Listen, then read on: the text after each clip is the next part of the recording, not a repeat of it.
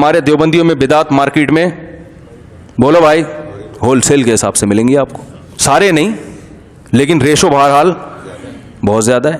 تو یہ ان کی خوبی ہے, تو جو ہے وہ تو ماننا پڑے. قبر پرست بالکل بھی نہیں ہوتے, دیوبندی بھی نہیں ہوتے, لیکن ہوتے بھی ہیں.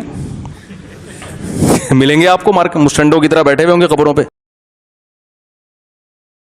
مذکور یہ واقعہ ملاحظہ فرمائیں اور دیکھیں یہاں دیوبندیوں نے کیا لکھا ہے. دیکھیں یہاں لکھا ہے کہ فرمایا کہ مولوی معین الدین صاحب حضرت مولانا محمد یعقوب صاحب کے سب سے بڑے صاحبزادے تھے. وہ حضرت مولانا کی ایک کرامت جو بعد وفات ہوئی بیان فرماتے تھے کہ ایک مرتبہ ہمارے نانوتا میں جاڑا بخار کی بہت کثرت ہوئی, سو جو شخص مولانا کی قبر سے مٹی لے جا کر باندھ لیتا اسے ہی آرام ہو جاتا. بس اس کثرت سے مٹی لے گئے, یعنی لوگ اتنے زیادہ وہاں سے مٹی لے گئے قبر سے کہ جب ہی قبر پر مٹی ڈلواؤں تب ہی ختم.